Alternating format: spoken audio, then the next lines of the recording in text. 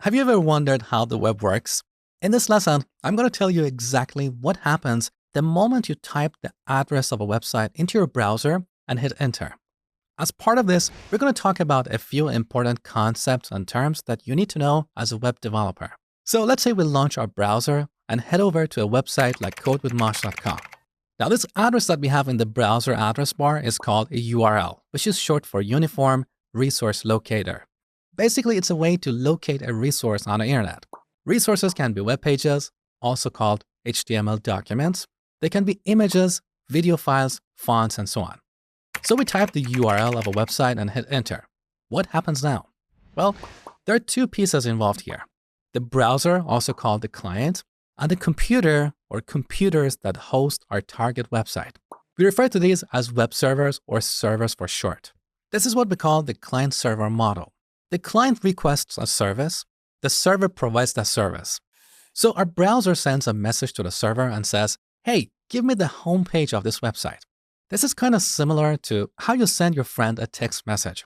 You can think of your phone as the client sending the message and your friend's phone as the server receiving the message. Now back to our example. This message is formatted based on a protocol called HTTP or Hypertext Transfer Protocol. You've probably noticed it before, but never knew what it is. In simple terms, HTTP is a language that clients and servers use to talk to each other. It's not a programming language, it's just a plain textual language for communicating over the internet. We also have HTTPS, which is HTTP with encryption. So the messages exchanged between the client and the server are encrypted. Here's a simplified example of an HTTP message. With this message, the browser tells the server what it's looking for. So on the first line, it says that it wants to get a page or a file called index.html using HTTP version 1.1. Index.html often represents the homepage of websites. On the second line, we can see the host, that is codewithmosh.com. And on the third line, we can see the language that the client can accept, in this case, English. Now, don't worry about memorizing any of this. All I want you to understand here is that this message is structured based on the HTTP protocol that clients and servers understand. So the server receives this message, it figures out what the client is asking, and then it will send a message back to the client. The first message is called an HTTP request, and the second message is called an HTTP response.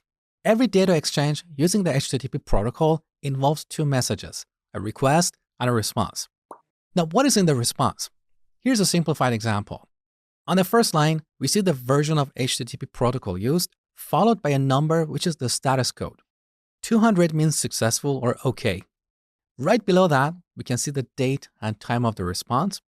Next, we can see the type of content the server is sending back to the client, in this case, text/HTML.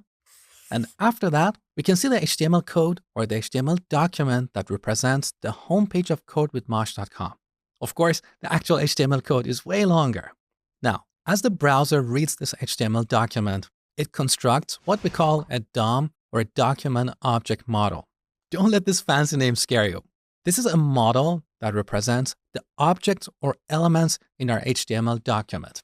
What are these elements? All the building blocks of our page, like paragraphs of text, images, links, and other stuff. You will see this in action in the next lesson. Now, as the browser is reading this HTML document that is returned from the server, it discovers references to other resources in this document, like images, fonts, and other stuff. Each of these resources has an address or a URL. So for each resource, the browser sends a separate HTTP request to the server to fetch that resource. Many of these HTTP requests are sent in parallel, so we can see the page as quickly as possible.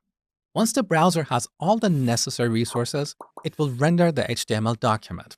Rendering an HTML document means displaying it. It's a fancy technical term we use often. So in a nutshell, our browser sends an HTTP request to the server and receives an HTTP response.